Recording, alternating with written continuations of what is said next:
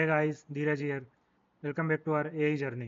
Last video में हमने CNN, RNN और ट्रांसफॉर्मर्स के बारे में डिटेल में समझा था। आज बात करते हैं सबसे हॉट टॉपिक की, जनरेटिव एआई और लार्ज लैंग्वेज मॉडल्स। ये वही टेक्नोलॉजी है जो chat GPT, daily and mid journey के पीछे है। चलो समझते हैं कि ये कैसे काम करता है और क्या है इसका फ्यूचर। पहले समझते हैं जनरेटिव एआई क्या है। ट्रेडिशनल एआई सिर्फ क्लासीफाई या प्रेडिक्ट करता था, ये केट है या डॉग, ये ईमेल स्पैम है या नहीं।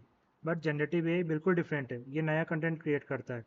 जैसे टेक्स्ट लिख सकता है, इमेजेस बना सकता है, म्यूजिक कंपोज कर सकता है, इवन कोड भी लिख सकता है। इसका मतलब ये है कि मशीन अब सिर्फ एनालाइज नहीं कर रही बल्कि क्रिएटिव भी हो गई है। जैसे ह्यूमन आर्टिस्ट पेंटिंग बनाता है, वैसे ही एआई अब आर्ट क्रिएट कर सकता है। ये क्रिएटिविटी रिवॉल्यूशन है। अब आता है LLM, लार्ज लैंग्वेज मॉडल्स। ये बेसिकली बहुत बड़े न्यूरल नेटवर्क्स हैं जो टेक्स्ट पर ट्रेंड होते हैं। लार्ज का मतलब है बिलियंस या ट्रिलियंस पैरामीटर। मैं आपको बता दूं, चैट जीपीटी में 175 बिलियन पैरामीटर्स हैं। अब आप इमेजिन करो कि कितना कॉम्प्लेक्स होगा। ये मॉडल्स इंटरनेट के ऑलमोस्ट सारे टेक्स्ट पे ट्रेंड होते हैं, जैसे बुक्स, आर्टिकल्स, वेबसाइट, फोरम्स, सब कुछ। इसलिए ये हर टॉपिक पे बात कर सकते हैं। ये पैटर्न सीखते हैं कि वर्ड कैसे कनेक्ट होते हैं और सेंटेंस कैसे बनते हैं। LLMs कैसे काम करता है, ये नेक्स्ट वर्ड प्रिडिक्शन पे बेस्ड है। एग्जाम्पल, जब आप द वेदर इज लिखते हैं, मॉडल प्रिडिक्ट करता है नेक्स्ट वर्ड क्या हो सकता है, जैसे नाइस, कोल्ड, सनी। बट ये सिर्फ गेसिंग नहीं करता, ये कॉन्टेक्स्ट समझता है। ट्रेनिंग में बिलियंस ऑफ एग्जाम्पल देखे हैं, इसलिए ये पैटर्न समझ जाता है। ये ट्रांसफॉर्मर्स आर्किटेक्चर यूज़ करता है, जो हमने लास्ट वीडियो में ऑलरेडी देखा है। और सेल्फ अटेंशन मैकेनिज्म से ये लॉन्ग कन्वर्जेशंस भी रिमेंबर कर सकता है। मार्केट में कौन से पॉपुलर मॉडल्स यूज़ हो रहे हैं, चलिए हम देखते हैं। सबसे पहले हम देखते हैं टेक्स्ट जनरेशन मॉडल्स। फर्स्ट है चैट जीपीटी, ये ओपन एआई का फ्लैगशिप मॉडल है। सेकेंड है क्लाउड, ये एंथ्रोपिक का एआई असिस्टेंट है। थर्ड है बार्ड, ये गूगल का लैंग्वेज मॉडल है। अब हम आते हैं image and code generation models पे। सबसे पहले हम देखते हैं इमेज जनरेशन मॉडल्स। फर्स्ट है डेली, ये टेक्स्ट टू इमेजेस बनाता है। सेकेंड है मिड जर्नी, ये आर्टिस्टिक इमेजेस क्रिएट करता है। थर्ड है स्टेबल डिफ्यूजन, ये ओपन सोर्स इमेज जनरेटर है।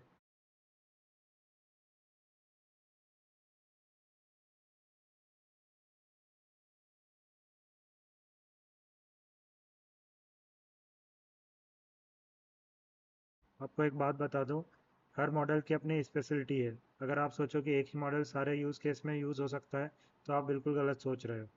चलिए देखते हैं जनरेटिव एआई के रियल वर्ल्ड एप्लीकेशन जो आपको हर जगह दिख जाएंगे। सोचो, कंटेंट क्रिएशन, इसमें ब्लॉग्स, आर्टिकल और सोशल मीडिया पोस्ट अब एआई सेकेंड्स में जनरेट कर सकता है। कस्टमर सर्विस, आजकल के स्मार्ट चैटबॉट्स जो ऑलमोस्ट ह्यूमन जैसे रिप्लाई देते हैं।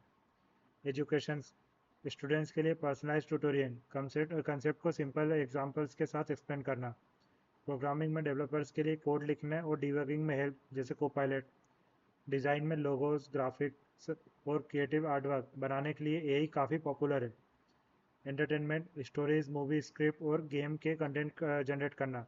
ये सिर्फ शुरुआत है, फ्यूचर में और भी अमेजिंग एप्लीकेशंस आएंगे। बट सब कुछ परफेक्ट नहीं है, चैलेंजेस भी हैं। जैसे हेलुसिनेशंस, कभी कभी गलत इन्फॉर्मेशन जनरेट करता है। और बायस, ट्रेनिंग डेटा में जो बायस है वो मॉडल में भी आ जाते हैं। कंप्यूटेशनल कॉस्ट, बहुत एक्सपेंसिव है रन करना।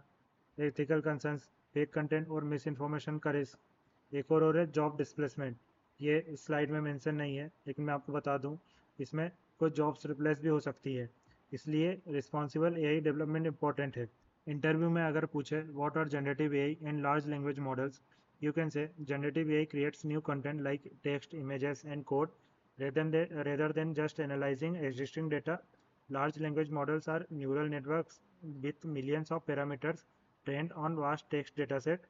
They use transformer architecture to understand context and generate human-like responses. You can add the example also like ChatGPT for text, Daily for images, and GitHub Copilot for code generation. So guys, ये था generative AI और LLMs का overview. ये technology literally दुनिया change कर रही है। Comment में बताओ आपने कौन सा जनरेटिव एआई टूल यूज़ किया है। क्या लगता है फ्यूचर में ये टेक्नोलॉजी कहाँ तक जाएगी। अगर हेल्पफुल लगा तो like, subscribe and bell icon दबा दो। नेक्स्ट वीडियो में हम एआई एथिक्स और रिस्पॉन्सिबल एआई डेवलपमेंट के बारे में बात करेंगे। मैं हूँ धीरज, मिलता हूँ नेक्स्ट वीडियो में। तब तक के लिए एआई से सीखो और स्मार्ट बनो।